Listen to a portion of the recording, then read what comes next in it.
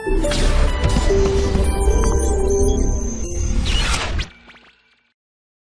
Students, आज हम लोग एक नया टॉपिक स्टार्ट करने जा रहे हैं। वो है स्फेरिकल मिरर, मतलब गोलीय दर्पण। इसके पहले हम लोगों ने स्टार्ट किया था प्लेन मिरर, मतलब समतल दर्पण। समतल दर्पण के अंदर आप लोगों ने क्या क्या पढ़ा था? समतल दर्पण के अंदर आप लोगों ने बहुत सारी चीज़ें पढ़ी थी। समतल दर्पण में आपने पढ़ा था कि इमेज कहाँ पर बनेगी, पहली चीज़। फिर आपने पढ़ा था उसके अंदर के समतल दर्पण के अंदर आपने पढ़ा था नंबर ऑफ इमेजेस कितनी बनेगी। आपने पढ़ा था उसके अंदर के रोटेशन, जब समतल दर्पण को रोटेट करते हैं तो परावर्तित किरण कितना रोटेट होगी। आपने उसके अंदर एक और चीज़ पढ़ी थी, दृश्य क्षेत्र, फील्ड ऑफ व्यू पढ़ा था आप लोगों ने। ऐसे बहुत सारी चीज़ें आप उसमें पढ़ते हुए आए थे, ठीक है। इसी प्रकार अब हम लोगों को समतल दर्पण हम लोगों ने पढ़ लिया था, अब हमें पढ़ना है गोलीय दर्पण। मान लो दर्पण समतल ना होकर गोल हो और गोलीय दर्पण हो, और उससे परावर्तन किस प्रकार होगा और ऑब्जेक्ट की इमेज कहाँ बनेगी। यदि ऑब्जेक्ट का कुछ वेग है तो उसकी इमेज यानी कि प्रतिबिंब का वेग कितना होगा, ये सब हमें इसके बाद इसमें पढ़ना है। हमें यह भी पढ़ना है कि ऑब्जेक्ट यदि मान लो h हाइट का है तो उसकी इमेज की हाइट कितनी होगी। तो ये सब चीज़ें हम लोग इस गोलीय दर्पण के अंदर पढ़ेंगे। बहुत जोरदार टॉपिक है, ध्यान से पढ़ें और काफ़ी इम्पोर्टेंट टॉपिक है आप लोगों के लिए ये। तो स्टार्ट करता हूं मैं यहाँ से। स्फेरिकल मिरर, स्फेरिकल मिरर,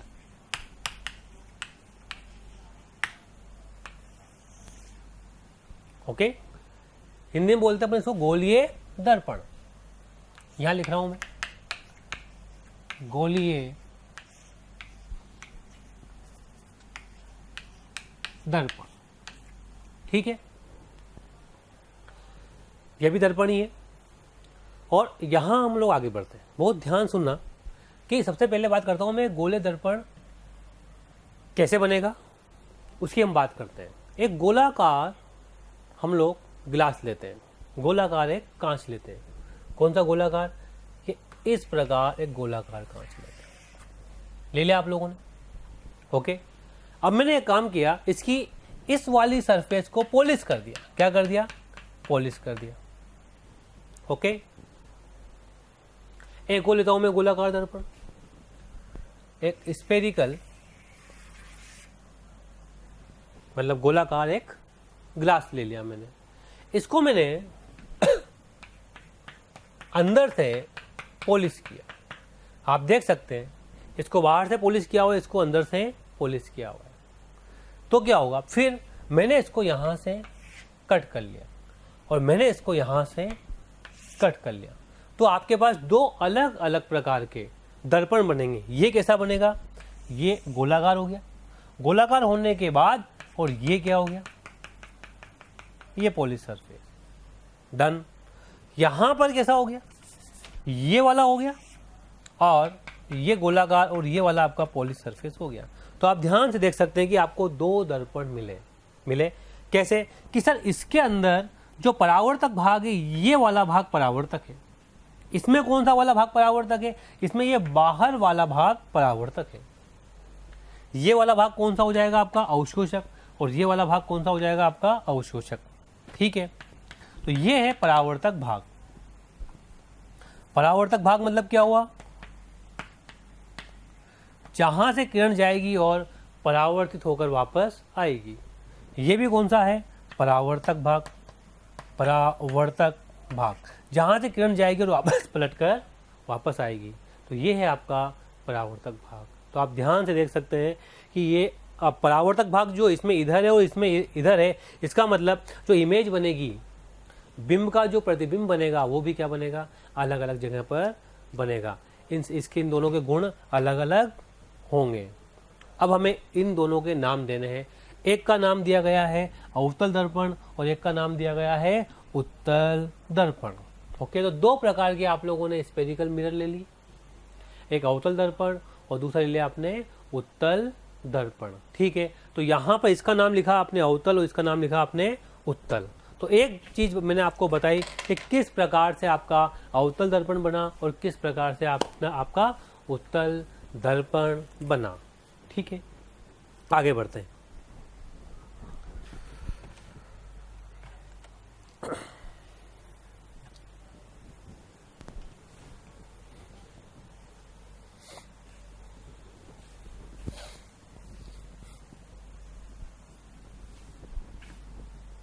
देखते हैं यहां पर।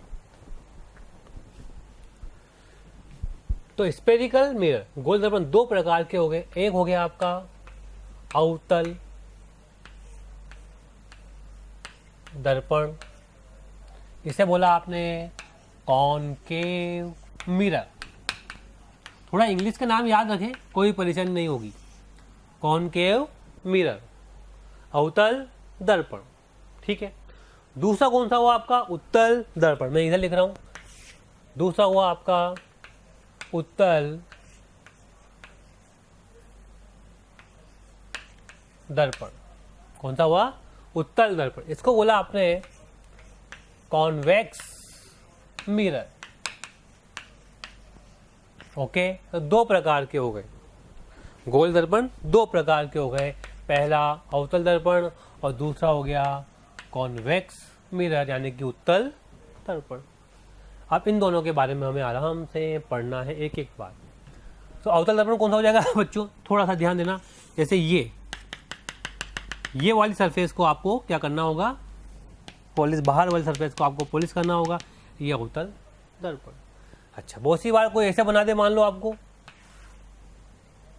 और ये ऐसे इसको बाहर से पॉलिश कर, तब भी कौन सा हो गया? ये अवतल दर्पण हो गया। ये मतलब ऐसे ही नहीं, कोई ऐसे बना दे तभी घबराना नहीं है। ये सब क्या कहलाएंगे? आपके अवतल दर्पण। उत्तल में क्या हो जाएगा?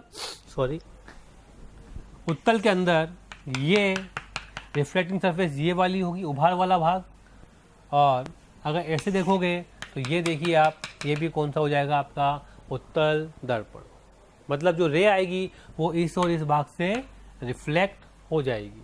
ओके, और कभी कभार जैसे मैंने उसमें बना के बताया इस प्रकार से आ जाए तो ये भी कौन सा हो जाएगा? आपका उत्तल दर्पण।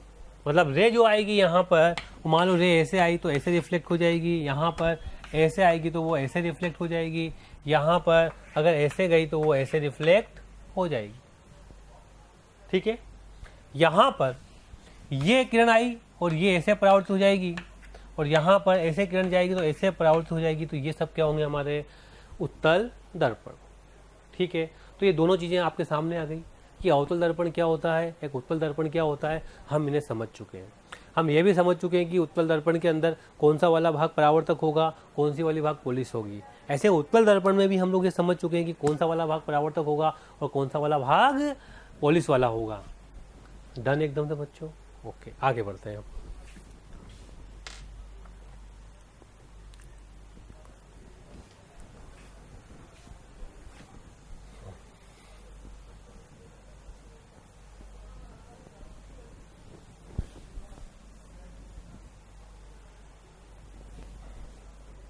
नेक्स्ट पॉइंट, सबसे पहले हम पढ़ते हैं अवतल दर्पण के बारे में। और अवतल दर्पण के बारे में कुछ इंपॉर्टेंट डेफिनेशन, कुछ महत्वपूर्ण बिंदु हम लोग यहाँ पर पढ़ेंगे। तो सब इंपॉर्टेंट डेफिनेशंस, कुछ महत्वपूर्ण बिंदु, कुछ महत्वपूर्ण बिंदु।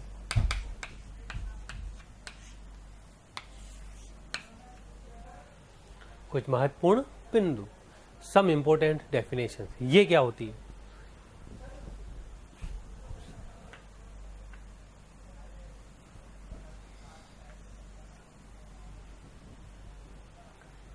सबसे पहले स्टार्ट करता हूं मैं आपको, किसके बारे में पढ़ रहे हैं हम लोग?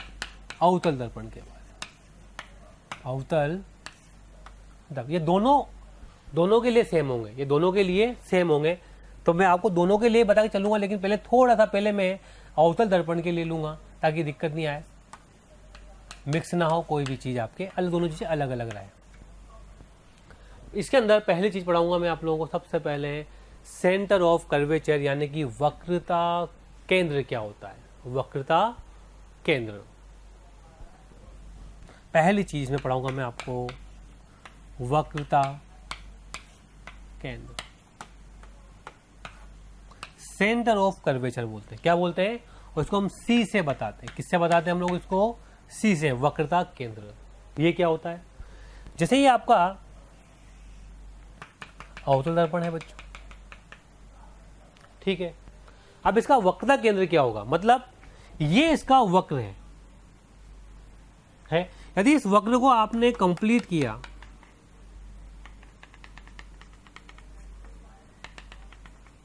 तो इसका जो सेंटर होगा वही इसका वक्रता केंद्र होगा।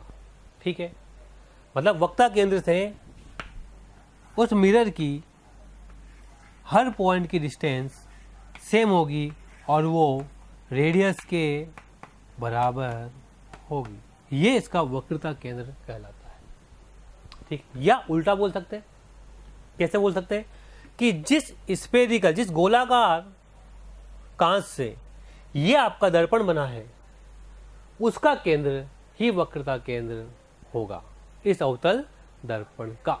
तो ये आपको बात समझ में आ गई कि ये सेंटर ऑफ कर्वेचर या वक्रता केंद्र क्या होता है। काफी इंपॉर्टेंट चीज। डन। दूसरा बिंदु पोल आता है, ध्रुव यानी कि पोल। यह भी बहुत महत्वपूर्ण है बच्चों, यह भी बहुत महत्वपूर्ण है। तो ध्रुव क्या होगा? ध्रुव क्या होता है? ध्रुव वो होता है जो यह ध्रुव अवतल दर्पण या उत्तल दर्पण पर कोई भी ऐसा बिंदु जहां से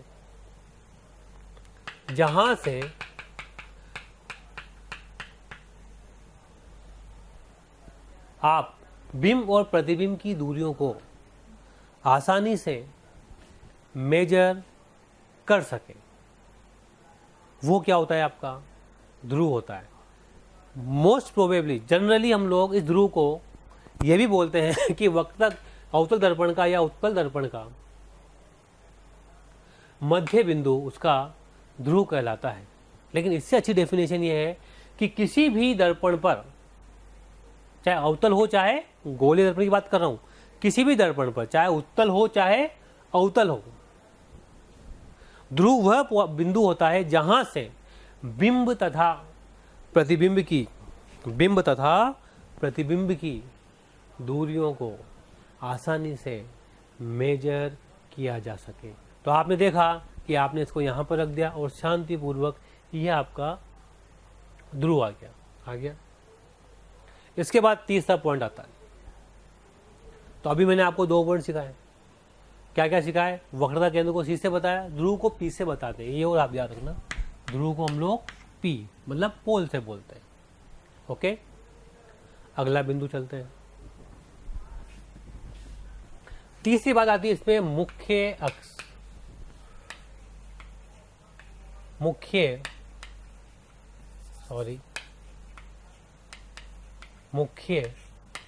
अक्ष यानी कि प्रिंसिपल एक्सिस।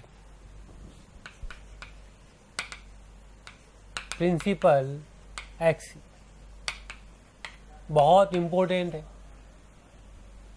बहुत ज्यादा इंपॉर्टेंट। ये मान लो आपका अवतल दर्पण है और ये पी इसका क्या हो गया? पोल, और ये सी क्या हो गया? इसका आपका वक्रता केंद्र। तो इन दोनों को मिलाने वाली लाइन क्या कहलाएगी? आपकी मुख्य अक्ष कहलाएगी। तो ये क्या होगी? आपकी मुख्य अक्ष, प्रिंसिपल एक्सिस और मुख्य अक्ष।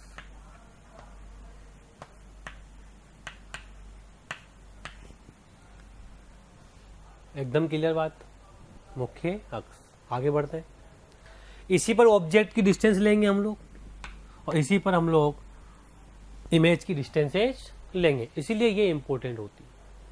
तो 3 बातें मैंने आप लोगों को बता दी, ध्रुव, वक्रता केंद्र और मुख्य अक्ष। अब आगे बढ़ते हैं। अगला पॉइंट आता है आपका इसके अंदर। अच्छा, यहां पर एक छोटी सी बात और साथ के साथ चलते चलते अपन देख लेते हैं। देखिए उत्तल दर्पण में क्या होता होगा। अगर ये चीज उत्तल दर्पण होती, ये आपका उत्तल दर्पण हो गया बच्चों।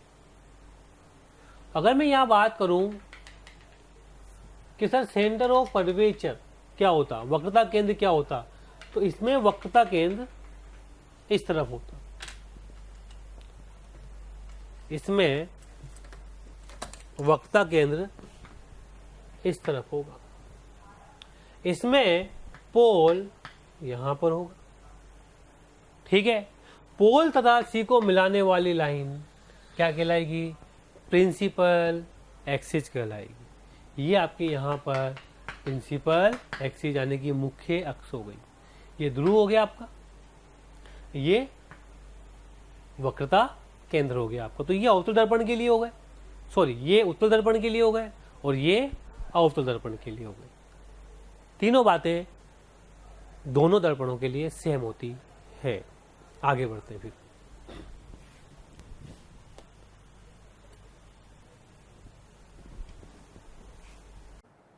प्यारे बच्चों, बहुत बहुत शुक्रिया दिल से आप सभी लोगों का, जो आप लोगों का इतना प्यार मिला, आप लोगों के इतने व्यूज़, इतने सारे लाइक्स, इतने सारे कमेंट्स मिले। मैं ये आपको बताना चाहता हूँ कि जो डिस्क्रिप्शन में लिंक दिया है, प्लीज़ वहाँ जा कर के अपना एनरोलमेंट ज़रूर सुनिश्चित करें। और प्यारे बच्चों, इसके अलावा यदि आप डाउट्स का बेनिफिट उठाना चाहते हैं, आप स्टडी मटेरियल का बेनिफिट उठाना चाहते हैं, तो मोशन के प्रीमियम कोर्स को ज्वाइन करें। ये कहीं ना कहीं आपके लिए बहुत बेनिफिशियल होने वाला है।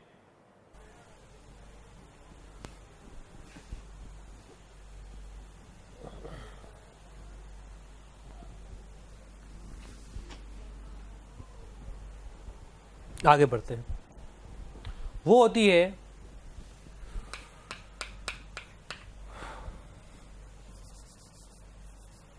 अब आता है नया टॉपिक, पैरेक्सियल रेज यानी कि पराक्षीय किरणें।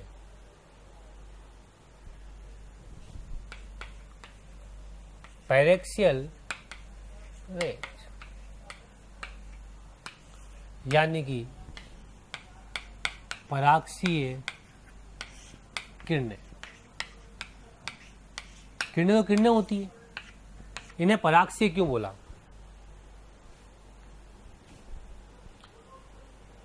ये किरणें क्या होती है?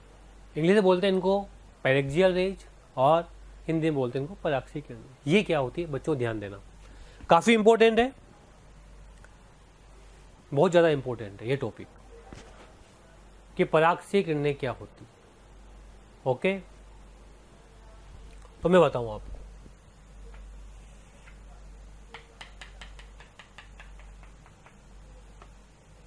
ये आपका अवतल दर्पण, ये आपका पोल और ये आपका वक्रता केंद्र और ये आपसे मिलाने वाली मुख्य अक्ष, जिसे आप लोग प्रिंसिपल एक्सिस कहते हैं। अब जब आप एक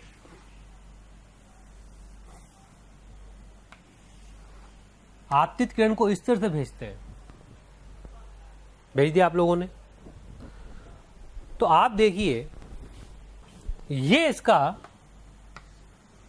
क्या हो जाएगा बताओ? नॉर्मल। याद है आप लोगों को समतल दर्पण के अंदर नॉर्मल डिसाइड किया था हम लोगों ने, जो प्लेन के परपेंडिकुलर होता है। कैसे होता है? ऐसे। यह आपका दर्पण, यह आपका नॉर्मल, और रे ऐसे गई थी और क्या ऐसे आ गई थी। जितना एंगल ये था उतना ही एंगल ये था। तो यहां पर भी क्या होगा? परावर्तन के नियम आएंगे।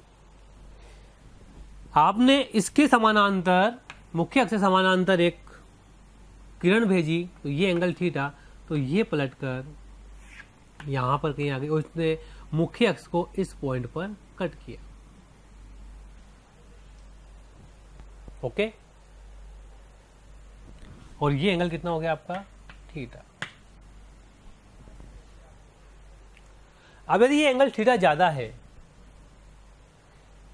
ये एंगल थीटा ज्यादा है, तो क्या होगा कि मैंने मान लो एक और किरण भेजी और इसका नॉर्मल ये हो गया, तो क्या होगा? ये θ1, तो ये यहां आ जाएगी कहीं, ये θ1। ठीक है, तो ये प्रिंसिपल एक्सिस को कहीं और जगह पर काट रही है। तो आप देखो जब तक थीटा ज़्यादा रहेगा तो क्या होगा, जो परावर्तित किरण आ रही है, ये वाली परावर्तित किरण और ये वाली परावर्तित दोनों एक जगह पर नहीं काट रही है। ठीक है, अलग अलग जगह पर काट रही है। ओके, तो हम लोगों को ये प्रॉब्लम हो जाती है फिर बाद में कि जब ऑब्जेक्ट बनेगा तो क्या अलग अलग जगह पर बनेगा, सॉरी प्रतिबिंब बनेगा तो क्या अलग अलग जगह पर बनेगा, जबकि प्रतिबिंब तो अलग अलग जगह पर न बनकर एक ही जगह बनना चाहिए। तो इसके लिए, इस समस्या को दूर करने के लिए हम लोग क्या करते हैं, हमने एक नया पराक्षीय किरणों का कंसेप्ट लेके कि यार पराक्षीय किरणें क्या होगी। वो कंसेप्ट क्या है वो आप ध्यान से देखो। इसमें क्या होता है,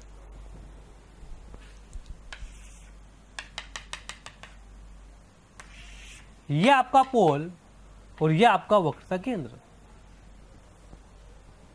ओके, ये आपका पोल और ये आपका वक्रता केंद्र। ध्यान देना आप मेरी बात के ऊपर। अब आप देखिए, मान लो किरणें में बिल्कुल किसके पास, मुख्य अक्ष के पास, जितना मैं मुख्य अक्ष के पास में आऊंगा, जितना मैं मुख्य अक्ष के पास में आऊंगा, इनका इंसिडेंट एंगल बहुत कम होता जाएगा, मतलब आपतन कोण बहुत कम होता जाएगा। ये जो आपतन कोण है आई, ये कम होता जाएगा और जब परावर्तित होकर ये किरण आएगी वो यहां होकर निकली। ठीक है, अब मैं इसी के पास एक और किरण ले लूं तो वो भी परावर्तित होकर इसी पे से निकलेगी, और मैं एक और किरण ले लूं तो वो भी परावर्तित होकर इसी पर निकलती। ठीक है, तो पराक्षीय किरणें क्या होती है कि आपस में पैरेलल होती है, आपस में समानांतर, तथा परावर्तन के बाद मुख्य अक्ष पर वो एक ही बिंदु पर क्रॉस करती है। ऐसी किरणों को पराक्षीय किरणें कहते हैं। तो इनके लिए क्या जरूरी हो गया, इनके लिए इंपॉर्टेंट चीज जो हुई, सबसे ज्यादा इंपॉर्टेंट वो हुई कि इनका जो इंसिडेंट एंगल है, आपतन कोण है, वो बहुत कम होना चाहिए। अच्छा, क्या पराक्षीय किरणें आपस में समानांतर होती है? बिल्कुल होती है। क्या ये हमेशा मुख्य अक्ष के समानांतर होती है? ये जरूरी नहीं है। पराक्षीय किरणें मुख्य अक्ष के समानांतर न होकर आपस में समानांतर होगी केवल और केवल। जैसे मान लो मैंने ये किरणें आपस, ये समानांतर किरणें, ये भी पराक्षीय किरणें हैं, पर इनका इंसिडेंट एंगल जो है कम होना चाहिए। परावर्तन के बाद ये एक ही बिंदु से निकलेगी।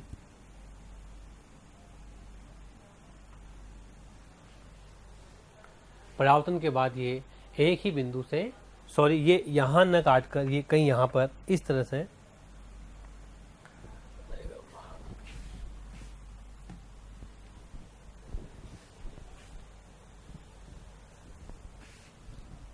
एक ही बिंदु पर आकर वो मिलेगी। और ये जैसे ये यहां पर ये किरणें इस तरह से आई, अब ये कहीं पर भी, लेकिन काटेगी एक ही बिंदु पर वापस आकर। ये भी क्या होगी आपकी पराक्षीय किरणें। ओके,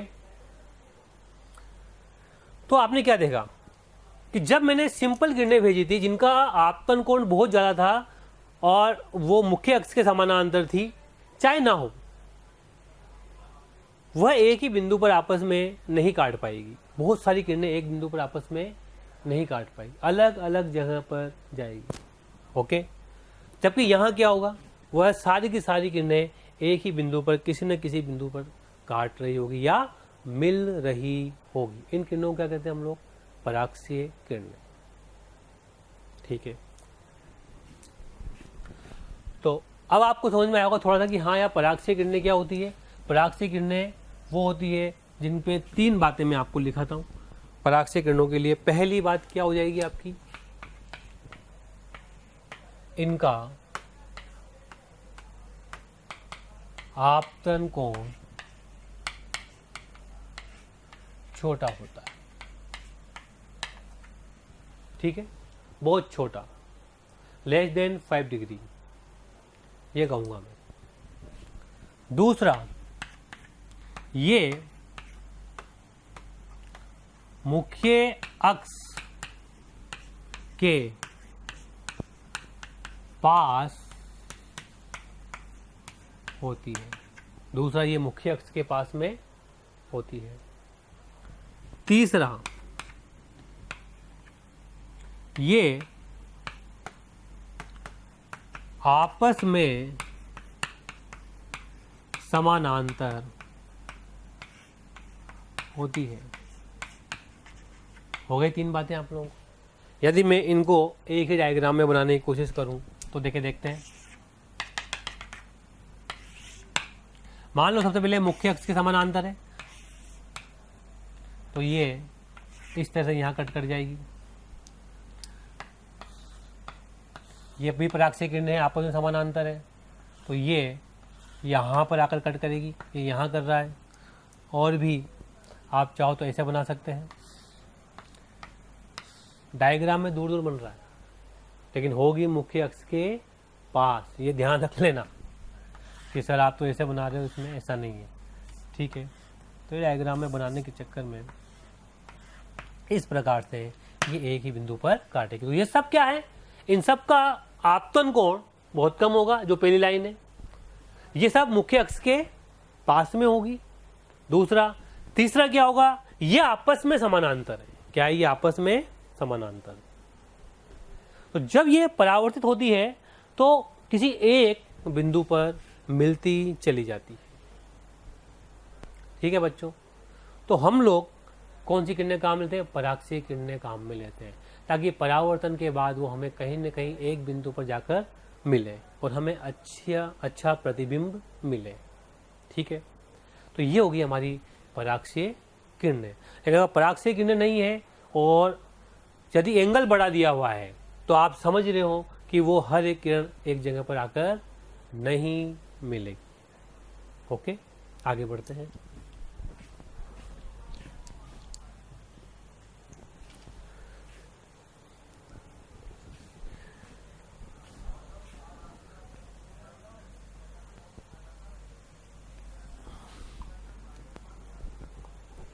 आगे बढ़ते हैं। ये हो गया आपकी पराक्षीय किरण। अब एक बात आती है आपकी फोकस।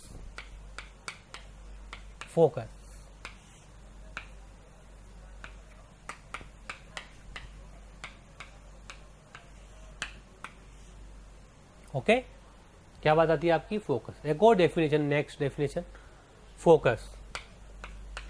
फोकस क्या होता है, तो छोटी सी बात करता हूं मैं। ये पोल P और ये वक्र केंद्र C और ये इन दोनों को मिलाने वाली लाइन, मिला दिया। अब जो किरणें, पहली बात तो किरणें पराक्षीय होना जरूरी है। अब जो किरणें मुख्य अक्ष के समानांतर जाती है,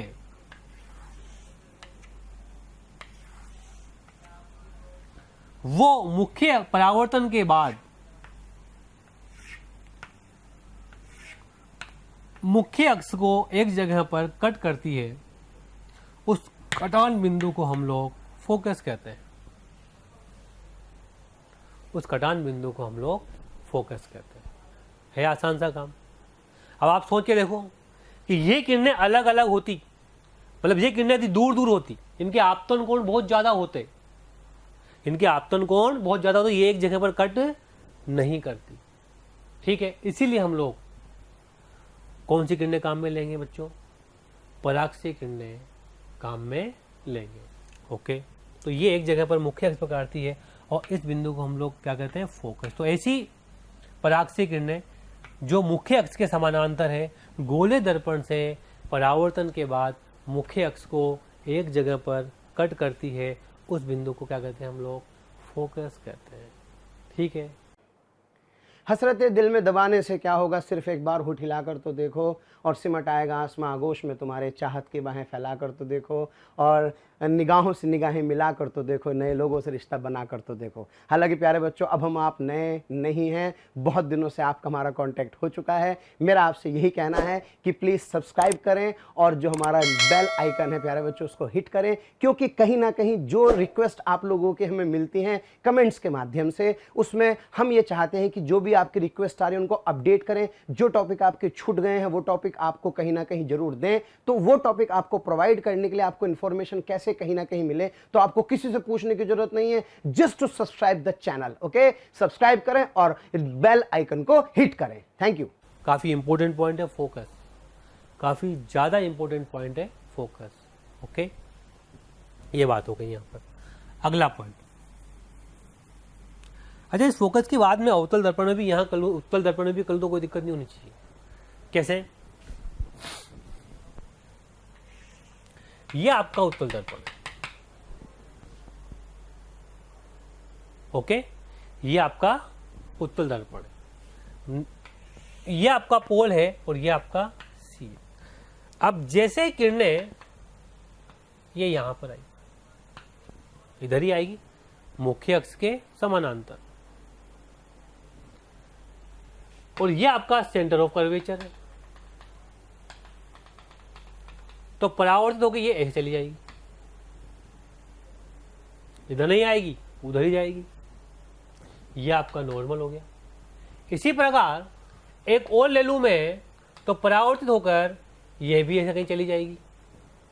ठीक, अब मैं इन दोनों को इधर तो कहीं नहीं मिला सकता, लेकिन अगर मैं इन दोनों को पीछे आकर मिलाऊं, इन दोनों को मैं ऐसे पीछे आकर यहां पर मिला दूं, तो इस बिंदु को हम लोग क्या कहते हैं? फोकस। ये अवतल दर्पण का फोकस हुआ, ये उत्तल दर्पण का फोकस हुआ, जहां पर असलियत में, वास्तविकता में परावर्तित किरणें मिल रही है, जबकि यहाँ पर वास्तविकता में परावर्तित किरणें नहीं मिल सकती, तो हमने इन्हें पीछे कर करके ऐसे करके मिलाया, तो इसे कहते हैं हम लोग फोकस। तो आप दोनों में अंतर देखो, पोल तो अपनी जगह पर है, यहाँ पर सी परावर्तक भाग की तरफ है और फोकस भी परावर्तक भाग की तरफ है, जबकि यहाँ पर सी जो है परावर्तक भाग के अपोजिट डायरेक्शन में है और फोकस भी अपोजिट डायरेक्शन में है। तो ये अवतल दर्पण का, सॉरी ये उत्तल दर्पण का आपका फोकस हुआ। इसके बाद इसमें नेक्स्ट पॉइंट आता है फोकस दूरी। क्या आता है? फोकस दूरी। तो मैं डायग्राम यही बने रहने देता हूं, बस मैं यहां पर अगला बिंदु लिखता हूं, फोकस दूरी क्या होती है।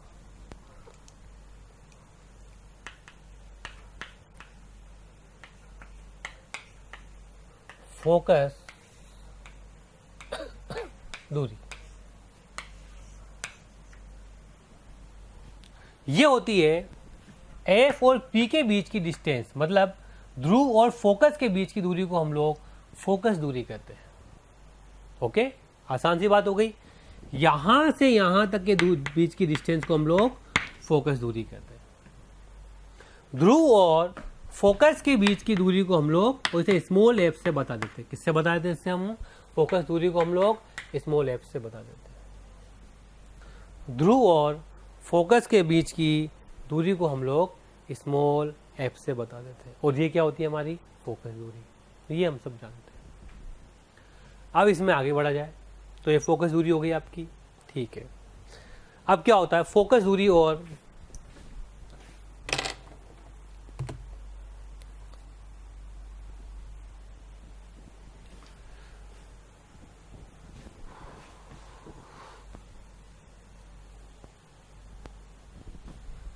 सेट ऑफ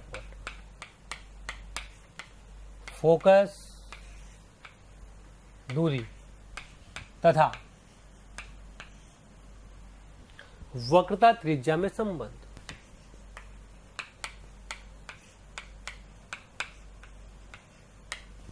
त्रिज्या में संबंध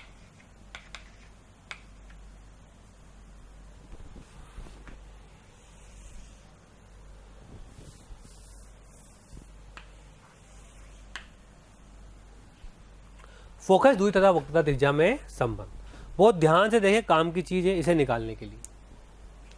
इसे कैसे निकाला जाता है, कई बच्चों को आंसर ही मालूम होगा इसका, कहीं पढ़ा हो आपने, तो नहीं है तो यहाँ देखते हैं। ये आपका अवतल दर्पण, उत्तल और अवतल दर्पण दोनों के लिए सेम होती है। ये आपका P यानी कि ध्रुव, ये आपका C यानी कि वक्रता केंद्र। ओके, ये आपकी प्रिंसिपल एक्सिस।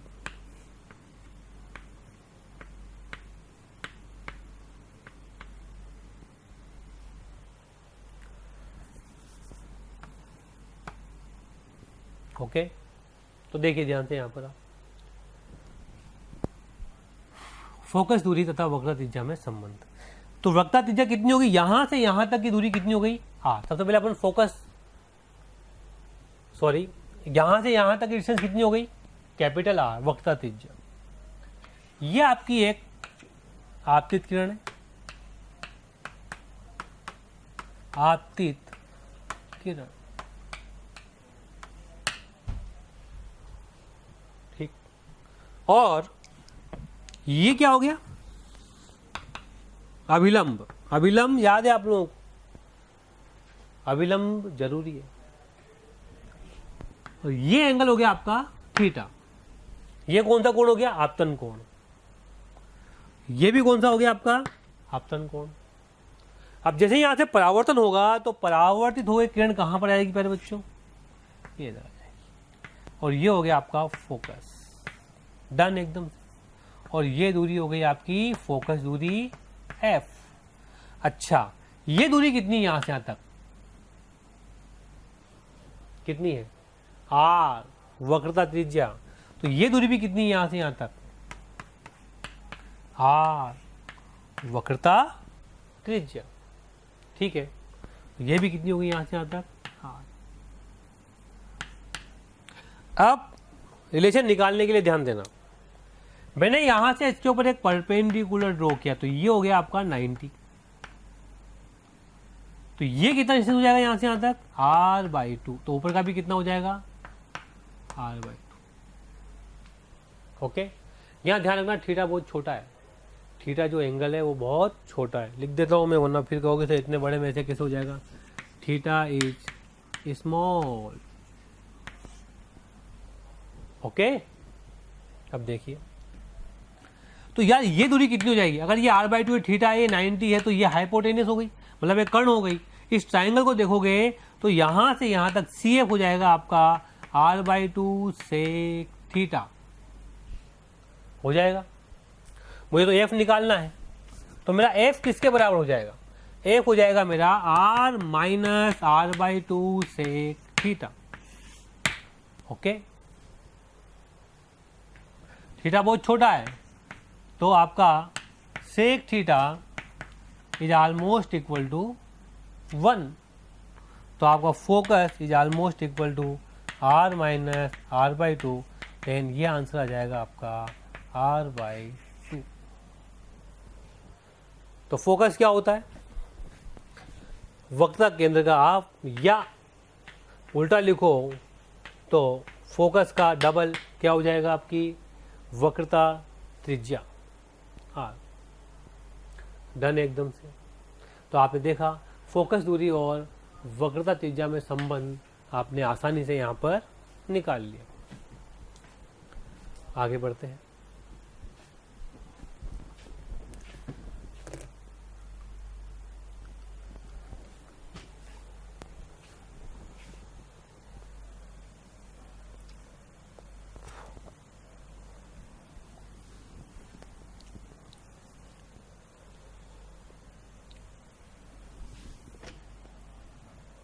नेक्स्ट,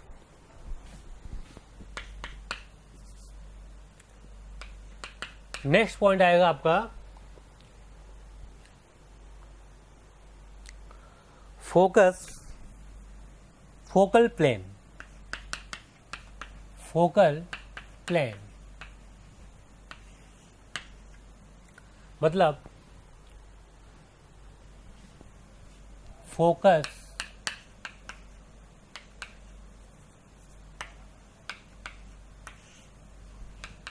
तल, ये क्या होता है? फोकस तल, ये क्या होता है? यह भी एक इंपॉर्टेंट चीज है।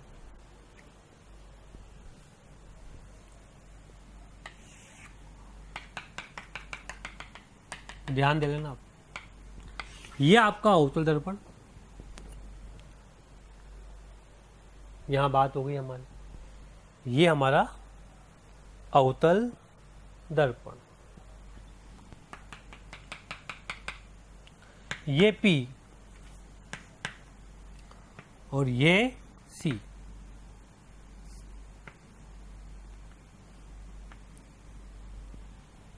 ये ध्रुव और ये वक्रता केंद्र, ठीक है।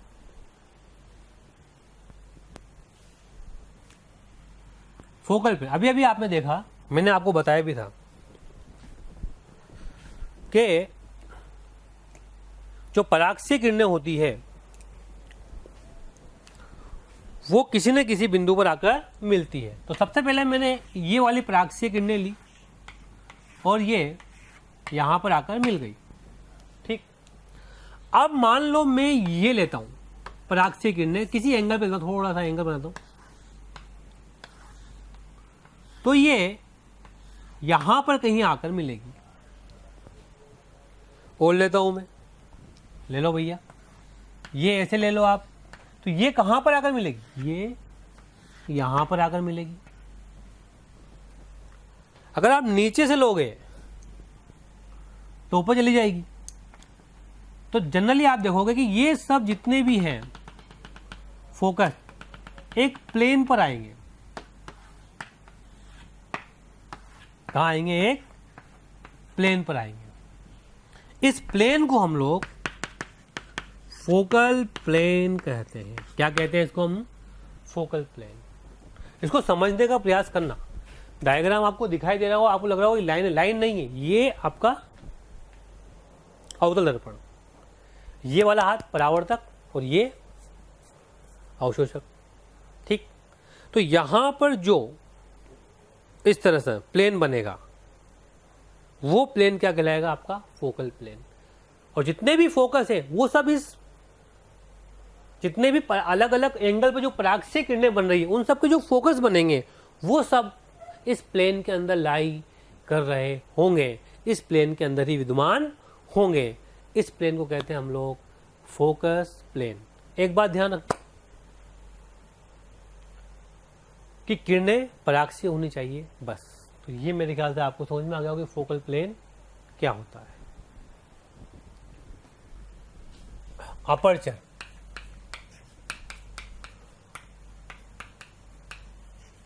अपर्चर मतलब होता है द्वारक। और द्वारक क्या होता है? ध्यान देना, यह आपका मिरर है। थोड़ा सा इसको मैं ऐसे बना रहा हूं ताकि द्वारक बनाने में दिक्कत नहीं आए। सॉरी, तो एक बार फिर, यह आपका अवतल दर्पण, ओके। और यही आपका पोल हो गया और ये आपका वक्रता केंद्र सी हो गया। थोड़ा ज्यादा दूर बना दिया, इसको अपन यहां बना देते हैं सी। तो आप देख सकते हैं कि वक्रता केंद्र क्या है। वक्रता केंद्र तो क्या हो गया? इस गोले को जब आप कंप्लीट करोगे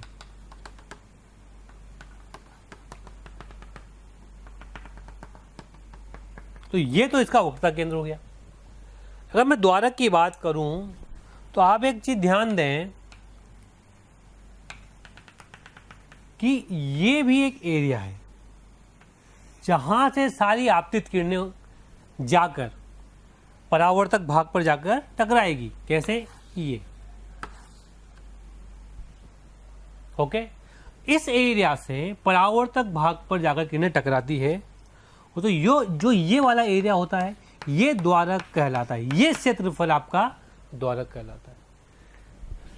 यदि मैं इसकी त्रिज्या स्मॉल आर मानूं और ये कैपिटल आर, तो आप देखिए कि दोनों चीजों में अंतर है, स्मॉल आर और कैपिटल आर में। स्मॉल आर जो त्रिज्या है वो द्वारक की है। किसकी है? द्वारक की।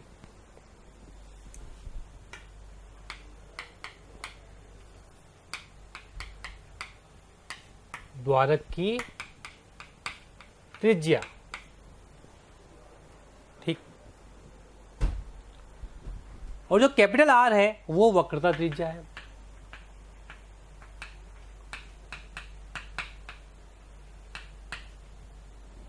ठीक है, तो दोनों में अंतर है। और द्वारक का जो क्षेत्रफल होगा वो क्या होगा?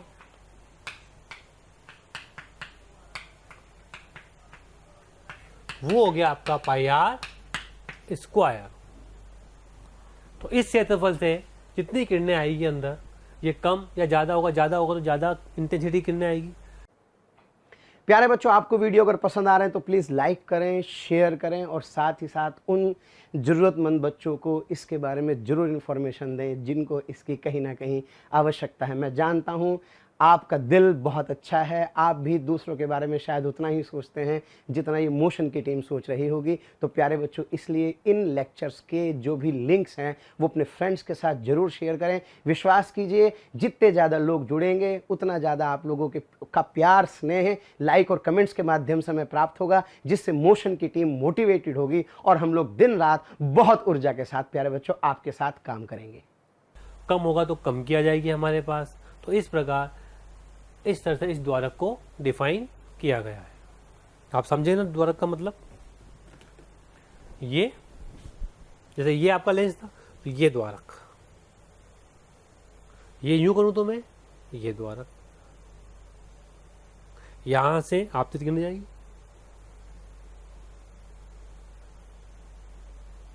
ओके। तो ये है आपका द्वारक।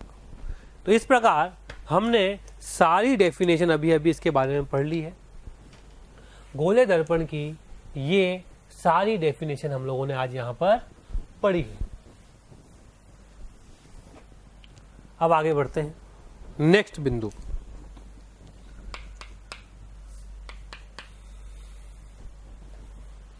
कुछ महत्वपूर्ण किरणें, सम इंपोर्टेंट रेज, कुछ महत्वपूर्ण किरणें।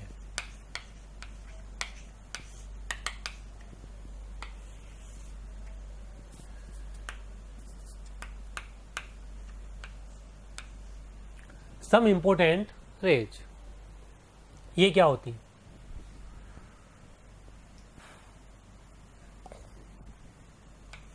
मैं पहले उत्तल दर्पण की बात करूंगा, बहुत ध्यान से सुनना।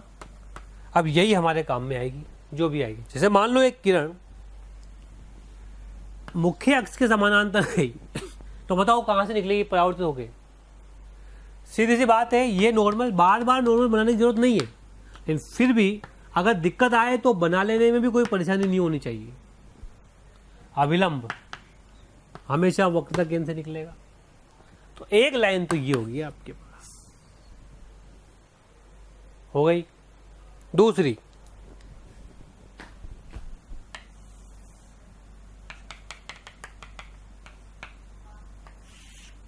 ये पोल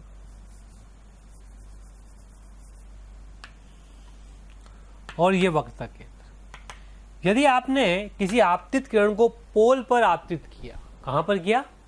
पोल पर, तो बताओ अभिलंब क्या बनेगा? जोरदार चीज, अभिलंब क्या यही होगा। अब यहां पर ये अभिलंब हो गया, तो जितने एंगल पर पोल पर आएगी उतने ही एंगल पर पोल से बाहर निकल जाएगी। पराक्षीय किरणों के बारे में बात कर रहे हैं, थीटा बड़ा नहीं होना चाहिए, ठीक है, वो इमेज बनाने के लिए, प्रतिबिंब बनाने के लिए। तीसरा,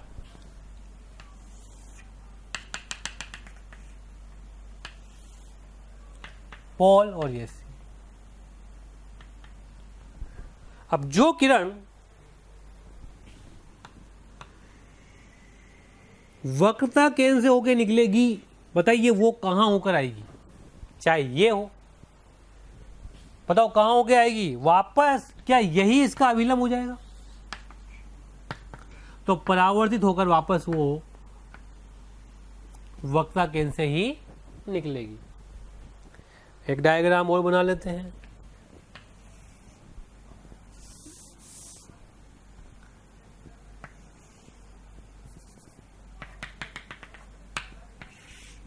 ये पोल, आप देखिए जो किरण मान लो ऐसे गई, वक्ता केंद्र पोल से होकर निकलेगी, तो क्या अभिलंब भी यही होगा? तो कहां से वापस आ जाएगी? वो वहीं से वापस आ जाएगी। तो ये कुछ इंपॉर्टेंट किरणें हैं, 2, 3 और 4, जो आपका प्रतिबिंब बनाने में बार बार काम में आएगी। ये अवतल दर्पण के लिए। किसके लिए? ये अवतल दर्पण के लिए।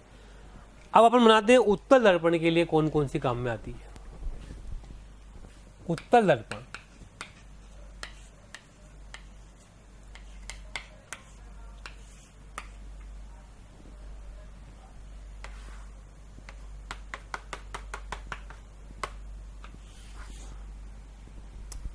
ठीक, ये पोल, सेंटर ऑफ कर्वेचर। मान लो एक रे ये आई, तो क्या ये ऐसे निकल जाएगी? कहां से? फोकस से। सर यहां तो आपने अभिलंब भी नहीं बनाया, बना लो। अभिलंब बनाने में बिल्कुल भी दिक्कत नहीं आनी चाहिए, सी से निकलेगा। ये आपका अभिलंब हो गया।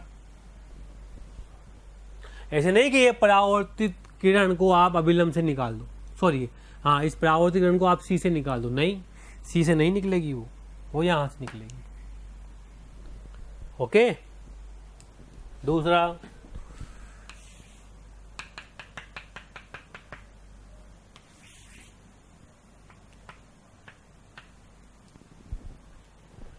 जो किरण कहां गिरेगी?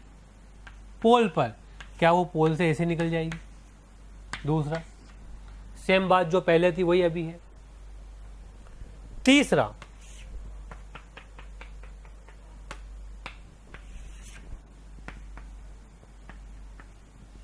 जो किरण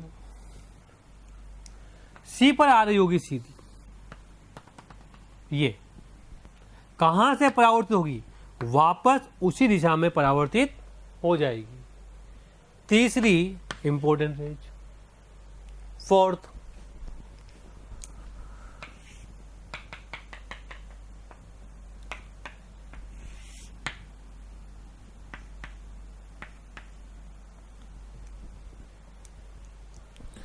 जो किरण सीधी गई वो वापस उसी दिशा में आ जाएगी। समझ रहे हैं आप बात को?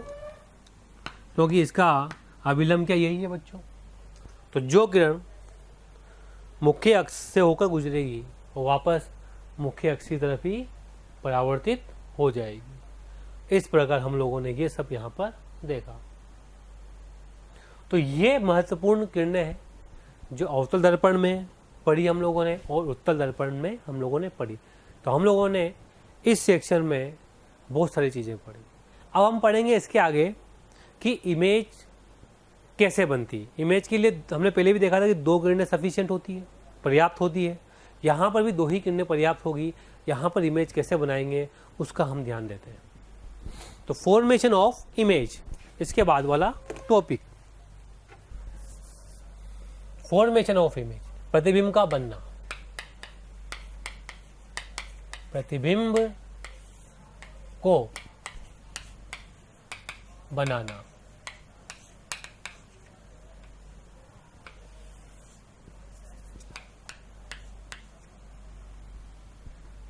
प्रतिबिंब को बनाना।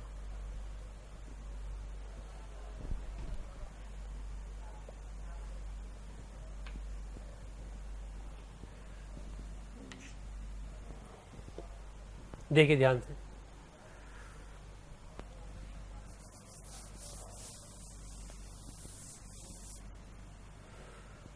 मान लेते हैं ये आपका अवतल दर्पण है और ये P है और ये F है और ये C है। जब भी आपको अवतल दर्पण आए तो 3 बातें हमेशा ध्यान रखनी है, पोल, फोकस और कर्वेचर। अब मान लो आपके पास एक ऑब्जेक्ट है, क्या है? वस्तु है। बिंदु वस्तु की बात करता हूं पहले। किसकी बात करता हूं मैं? बिंदु वस्तु की बात करता हूं। देखें, ये एक बिंदु वस्तु है जो आपने यहां रख दी। ये बिंब है आपका। तो एक रे ऐसे जाएगी, ओके, पलट के कहाँ आएगी, यहां आ रही होगी, तो ये परावर्तित किरण होगी उसकी। एक किरण सीधी गई और वापस उसी दिशा में आ गई, तो क्या यहां पर दोनों परावर्तित किरणें कटेगी, ये हो जाएगा आपका प्रतिबिंब।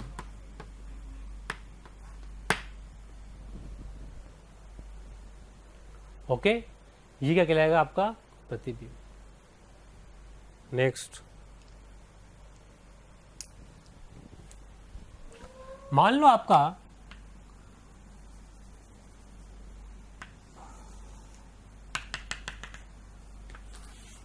ये पोल, ये एफ और ये कर्वेचर, बिंब यहां होता, कहां होता बिंब, यहां, ये हमारा बिंब है। तो इस तरह से रह जाएगी और यह आपका अभिलंब होगा।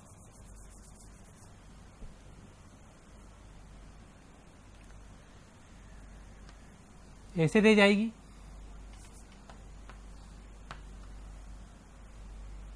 ये हमारा अभिलंब होगा।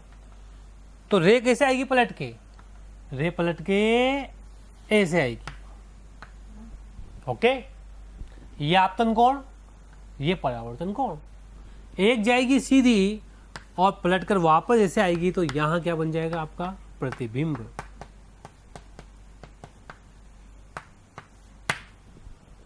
आप दोनों डायग्राम में अभिलंब को देखो,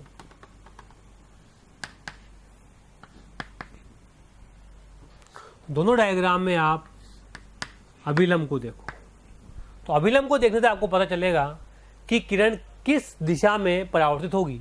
यहां पर यह आपतित किरण, यह अभिलंब तो इधर की तरफ आई, यहां पर यह आपकी आपतित किरण, यह अभिलंब तो ये उस तरह से परावर्तित होकर आई, और दूसरी किरण जो मुख्य अक्ष पर गई वो वापस आकर यहां पर आकर टकरा गई।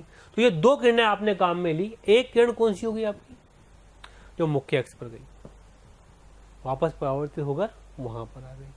ठीक है, इस प्रकार से बिंदु वस्तु या बिंदु बिंब की आप इमेज बना लेते हैं। अब मान लो बिंदु ना होकर बड़ा होता तो क्या होता, बड़ी वस्तु होती सर, तब कैसे बनाते,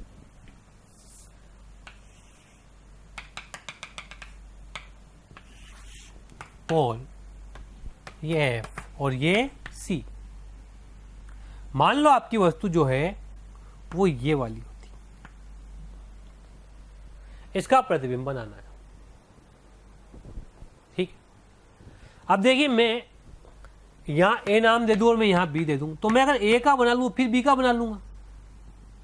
ठीक, तो मैं ए का बनाता हूं, तो ए का बनाने के लिए मेरे को क्या करना पड़ेगा, एक तो मैंने समानांतर किरण भेज दी, क्या भेज दी, किसके, मुख्य अक्ष के समानांतर। बताइए वो कहां से निकलेगी सर, वो फोकस से निकल जाएगी। डन। दूसरी किरण कहां से भेजूंगा मैं, बताइए आप, दूसरी किरण सर आप पोल पर भेज दो, परावर्तित होकर के यहां पर आकर कहीं टकराएगी। तो जो ए बिंदु की इमेज है वो यहां बन गई और बी बिंदु की इमेज तो इसी लाइन में बनेगी ऊपर। तो इस प्रकार से ये इसकी इमेज हो जाएगी, ये हाइट ऑफ ऑब्जेक्ट और ये हाइट ऑफ इमेज। आसान सा काम हो गया। अच्छा, और तरीके से बना सकते हैं, कई बच्चे कहते हैं ऐसे भी तो बना सकते थे इसको। कैसे, पोल एफ सी, ये आपका ऑब्जेक्ट है, ये आपने रे भेजी, फोकस से चल के आई। ओके, एक सर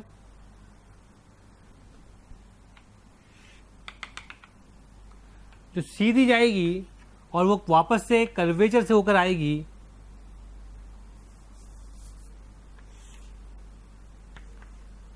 ऐसे ऐसे कर्वेचर से होकर आएगी। तो इसको थोड़ा डायग्राम को अपन ऐसे बनाते हैं ताकि दिक्कत ना हो। ये पोल, ये फोकस, ये हमारा सी, ये हमारा ऑब्जेक्ट। ठीक है, एक किरण सीधी सी की दिशा में गई तो वापस पलटकर क्या उसी दिशा में आ गई। एक किरण समानांतर गई तो फोकस से निकल कर आ गई।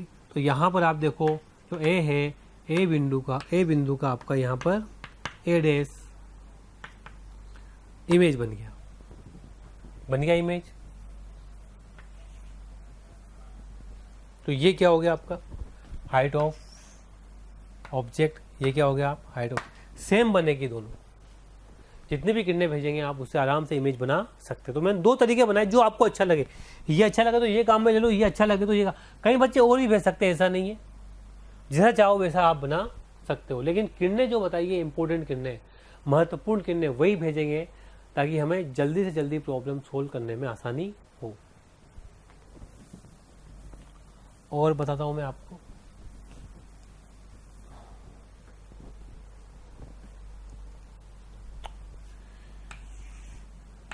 जैसे ये आपका अवतल दर्पण है, ये पोल है, ये एफ है, ये सी है और ये हमारा ऑब्जेक्ट है। ओके, तो एक तो आप ऐसे भेजोगे फोकस से आ जाएगी और एक आप सीधा सी से भेजोगे तो वापस पलट कर ऐसे आ जाएगी, तो यहाँ बन जाएगा। तो इस प्रकार यहाँ इसकी इमेज बन जाएगी। ये आपका बिंब और ये आपका प्रतिबिंब है। आसान मामला। इसको आप और कैसे बना सकते हो, कई सारे तरीके से आप बना सकते हैं। लेकिन एक बात ध्यान रखो, रेज का जो मेजरमेंट हो, उनकी डिस्टेंस है जो पोल से, वो हमें पता होनी चाहिए, तो ही जाके ठीक रहता है। जैसे आपने एक ऐसे भेजी फोकस से आ गई, एक ऐसे भेजी पोल से आ गई, क्या यहाँ आराम से आपकी इसकी ए डैश और बी डैश इमेज बन गई, ये एच नॉट और ये एच।